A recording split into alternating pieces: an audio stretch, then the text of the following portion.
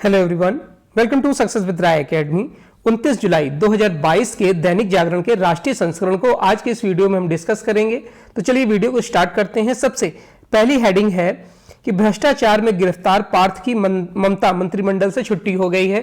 देखिए, शिक्षा भर्ती घोटाला जो पश्चिम बंगाल में हुआ था और उसमें ईडी जो प्रवर्तन निदेशालय इसमें जांच कर रहा है, उसमें ये पाया गया है कि जो पार्थ है और उनकी जो सहयोगी हैं उनके पास दो जगह इन पे छापे पड़े हुए हैं, इनके दोनों घरों पर, और लगभग 49.85 करोड़ नगद बरामद हुए हैं। और यह माना जा रहा है कि यह सारा जो धन अर्जित किया गया है वो शिक्षा विभाग में जो घोटाला हुआ है, भर्ती को लेकर घोटाला हुआ है, उससे यह धन अर्जित किया गया है।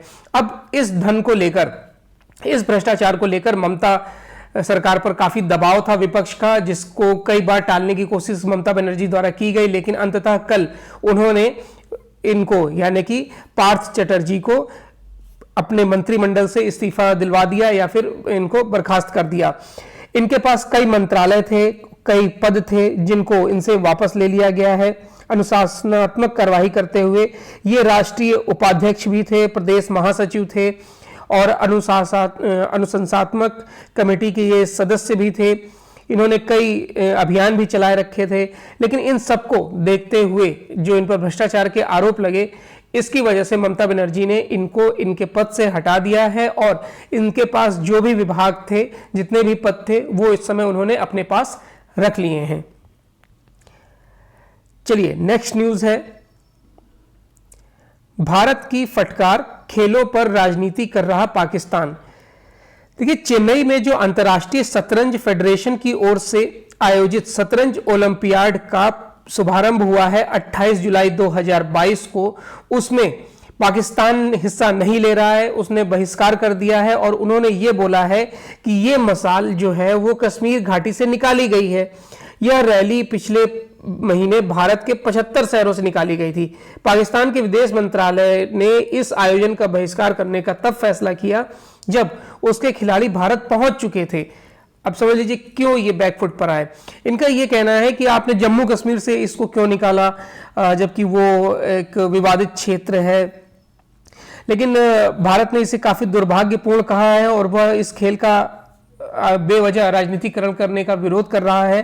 विदेश मंत्रालय के जो प्रवक्ता है अरिंदम बागची, उन्होंने भी ये बोला है कि अगर इन्हें विरोध करना था या फिर कुछ भी ऐसा था तो वो पहले कर सकते थे। जो खिलाड़ी खेलने के लिए भारत पहुंच चुके हैं, उसके बाद इस तरीके से वॉकआउट करना या फिर इसका बहिष्कार करना, ये बड़ा ही निंदनीय कार्य है। देखिए, शतरंज ओलंपियाड का जो आयोजन चेन्नई में हो रहा है वो 28 जुलाई से शुरू हो गया है। भारत में पहली बार यह प्रतिष्ठित आयोजन हो रहा है। केंद्र और तमिलनाडु सरकार इसे सफल बनाने में पूरी तरीके से जुटी हुई है। इसके आयोजन के सिलसिले में पिछले 44 दिनों से देश के 75 शहरों में मशाल रैली गुजारी जा रही थी। अब देखिए, शतरंज के बारे में जान लीजिए कि जो ये ओपन वर्ग का आयोजन किया जा रहा है, इसमें ओपन वर्ग में 188 और महिला वर्ग में 182 खिलाड़ी उतरेंगे। इस मसाल के बारे में आपको पता ही चल गया कि 44 दिनों से 75 शहरों में ये घूम रही थी मसाल। और इसके बाद ये भी जान लीजिए कि किन देशों का राष्ट्रीय खेल शतरंज होता है। तो रूस, फ्रांस और सूडान, इन देशों का राष्ट्रीय खेल शतरंज है। नेक्स्ट न्यूज है कि जरूरत पड़ी तो कर्नाटक में लागू करेंगे योगी मॉडल, ये बोला है बोम्मई ने। देखिए, जो कर्नाटक के मुख्यमंत्री हैं वासवराज बोम्मई, उन्होंने जो कर्नाटक में हिंसक कार्रवाइयां हो रही हैं, चाहे वो समुदाय की हो या फिर उपद्रव के लिहाज से या किसी प्रकार की भी असंवैधानिक कार्रवाई जो वहां पर की जा रही है, उसको लेकर जो कर्नाटक के मुख्यमंत्री हैं बसवराज बोम्मई, उन्होंने स्पष्ट संकेत उपद्रवियों को दिया है कि अगर राज्य में इसी तरीके से हिंसा होती रही या फिर उपद्रव होता रहा, तोड़फोड़ होती रही, तो वो उत्तर प्रदेश का जो योगी मॉडल है उसको लागू कर देंगे और उसमें उपद्रवियों के घर तोड़े जाएंगे, उन पर सख्ती से कार्रवाई की जाएगी। उन्होंने स्पष्ट लहजे में ये संदेश दिया है कि जितना शीघ्र हो सके अपने आप को सुधार लें, नहीं तो इस कार्रवाई के लिए यानी कि योगी मॉडल के लिए आप तैयार रहें। कर्नाटक के मुख्यमंत्री बोम्मई ने गुरुवार को कार्यालय में अपना 1 साल पूरा कर लिया। इस मौके पर उन्होंने कहा कि उत्तर प्रदेश में जैसे हालात हैं यानी कि योगी उसके लिए एकदम सही मुख्यमंत्री हैं। इसी तरह कर्नाटक में स्थितियों से निपटने के लिए कई तरीके हैं और उनमें से एक को आजमाया जा रहा है। यदि परिस्थितियों की मांग हुई तो कर्नाटक में भी योगी सरकार का योगी मॉडल अपनाया जाएगा। कर्नाटक में हिंदू संगठनों के गुस्से को देखते हुए भाजपा और संघ परिवार के समर्थकों ने राज्य सरकार से नाराजगी जताते हुए हिंदू कार्यकर्ताओं के जीवन की रक्षा के लिए कर्नाटक में भी योगी मॉडल लागू करने की मांग की थी। नेक्स्ट न्यूज है कि आधार से जुड़ेगा वोटर कार्ड, अगस्त से देशव्यापी अभियान। तो सबसे पहले तो आप ये जान लीजिए कि वोटर आईडी जो कार्ड है वो लॉन्च कब हुआ था। तो ये लॉन्च हुआ था 1993 में, 1993 में, जो उस समय के चुनाव आयुक्त थे, मुख्य चुनाव आयुक्त टी.एन.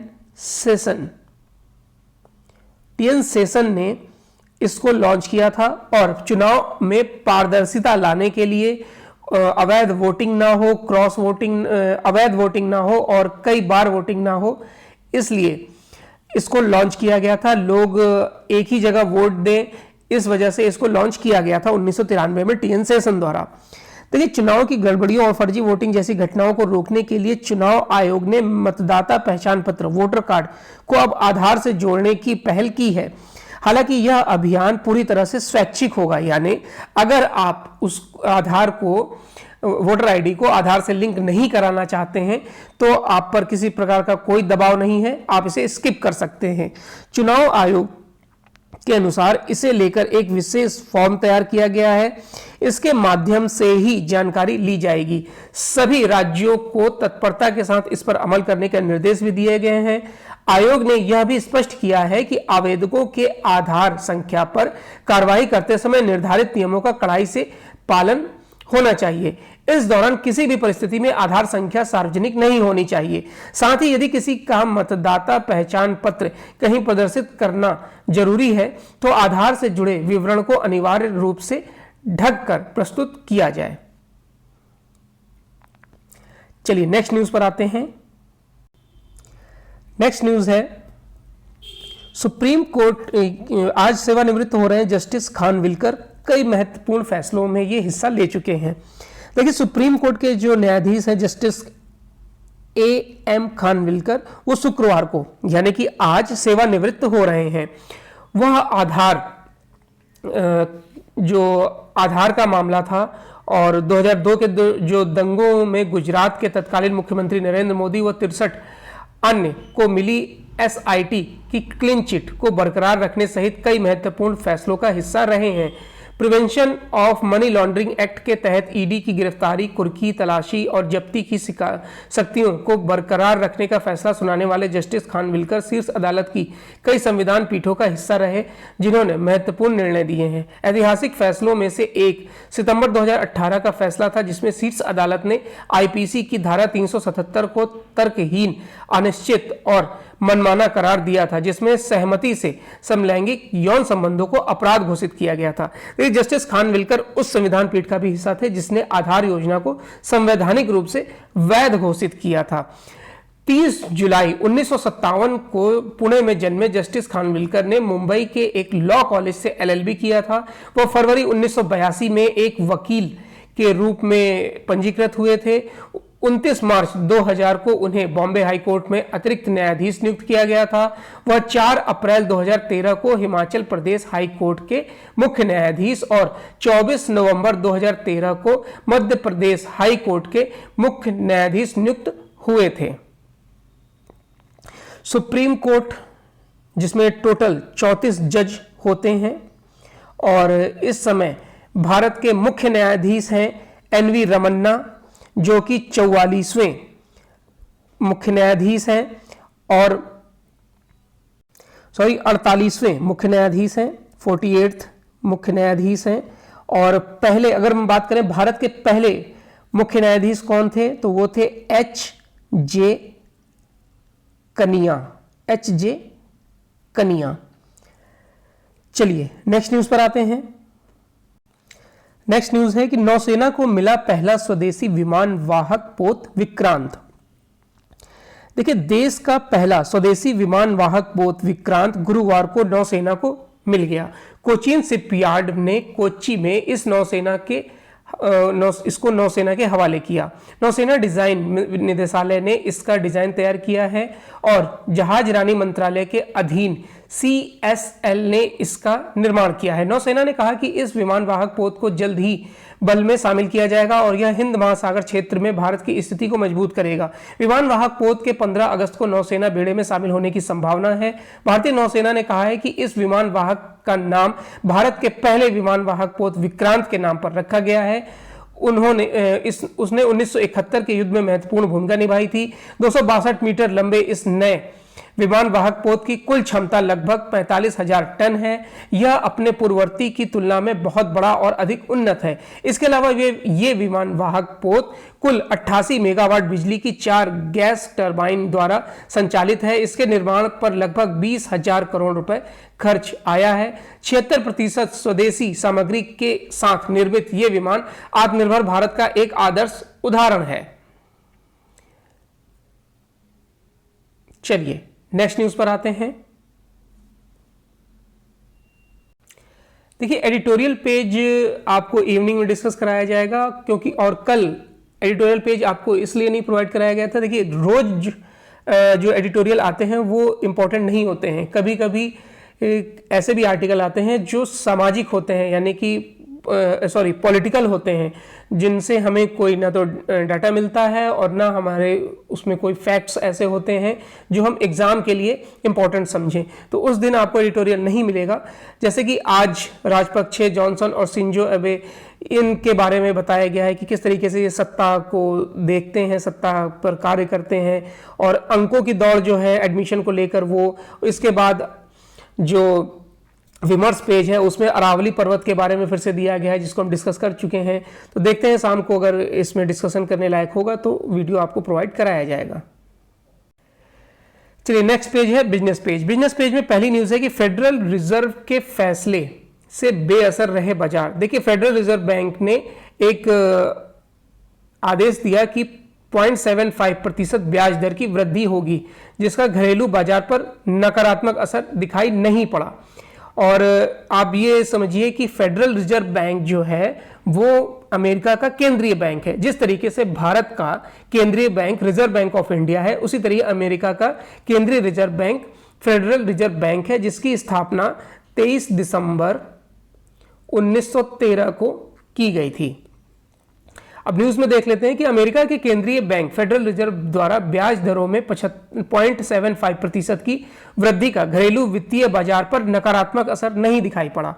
गुरुवार को सेंसेक्स में भी उछाल देखी गई, वहीं निफ्टी में भी इसको लेकर उछाल देखी गई। मुद्रा बाजार में रुपए एक कारोबारी दिन में डॉलर के मुकाबले 22 पैसे मजबूत होकर 79.69 के स्तर पर बंद हुआ। जानकारों का मानना है कि वित्तीय बाजार में तेजी के दो प्रमुख कारण हैं। एक तो अमेरिका में उम्मीद से कम ब्याज दरें बढ़ना, और दूसरा घरेलू वित्तीय निवेशकों की तरफ से बाजार में निवेश को बढ़ाना और पहली तिमाही के दौरान कुछ बड़े कॉर्पोरेट घरानों का शानदार वित्तीय प्रदर्शन। चलिए नेक्स्ट न्यूज है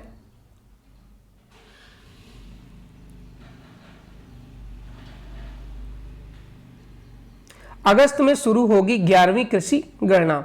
देश में 11वीं कृषि गणना कोरोना की वजह से साल भर की देरी से अगस्त में शुरू की जाएगी। इस बार कृषि गणना के सभी आंकड़े डिजिटल संसाधनों से जुटाए जाएंगे। इसमें स्मार्टफोन और टैबलेट का उपयोग किया जाएगा। प्रत्येक 5 साल में एक बार होने वाली कृषि गणना में किसानों की संख्या, उम्र, शैक्षणिक स्तर, जोत के आकार, वर्गवार विवरण, भूस्वामी और किराएदारों की भी संख्या, खेतों की मिट्टी की सेहत, फसलों की खेती, बदलते पैटर्न, सिंचाई के साधन, खेती किसानों से जुड़े और भी तमाम आंकड़े एकत्रित किए जाएंगे। ज्यादातर राज्यों में भूमि दस्तावेजों का डिजिटलीकरण हो चुका है, जिसमें जमीन का ब्यौरा जुटाने में कम समय लगेगा। फसलों के विविधीकरण, भू स्वामित्व रिकॉर्ड व फसली गिरदावरी के डिजिटल आंकड़े जुटाने में मदद मिलेगी। चलिए नेक्स्ट न्यूज इंटरनेशनल पेज से कि ब्रिटेन में प्रधानमंत्री पद के सर्वे नतीजों से बढ़ी ऋषि की उम्मीद। ब्रिटेन में प्रधानमंत्री पद के मुकाबले में आगे चल रहे भारतीय मूल के नेता ऋषि सुनक की जीत की उम्मीद और बढ़ी है। एक सर्वे में पता चला है कि कंजर्वेटिव पार्टी में सर्वोच्च सोच वाले सदस्य सुनक का समर्थन कर सकते हैं। यह उनकी जीत का आधार हो सकता है। इन सदस्यों को किसी गुट का नहीं माना जाता है। ये परंपरागत सोच वाले नहीं बल्कि बदलाव के पक्षधर हैं। राजनीति की भाषा में ऐसे मतदाताओं को फ्लोटिंग वोटर कहा जाता है।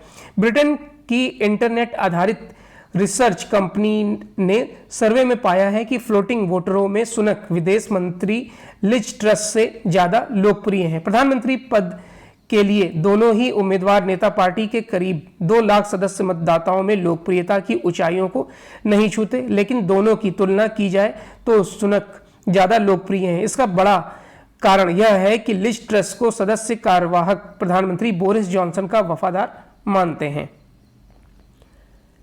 नेक्स्ट है कि श्रीलंका की आर्थिक को पटरी पर लाना सर्वोच्च प्राथमिकता। श्रीलंका के राष्ट्रपति रानिल विक्रमसिंघे ने कहा है कि सरकार की सर्वोच्च प्राथमिकता देश की अर्थव्यवस्था को पटरी पर लाना है और ईंधन की कमी को खत्म करना है। भारत द्वारा उधार में दिए गए तेल का आखिरी टैंक जहाज जून में श्रीलंका गया था, उसके बाद से वहां पर ईंधन की कमी बनी हुई है।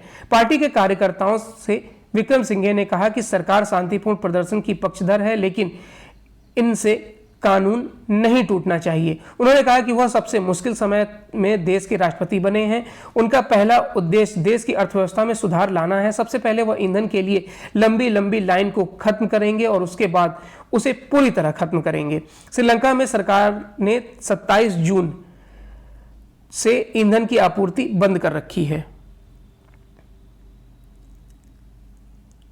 चलिए नेक्स्ट न्यूज है, भारतीय शांति सैनिकों की मौत की जांच तेज करे कांगो।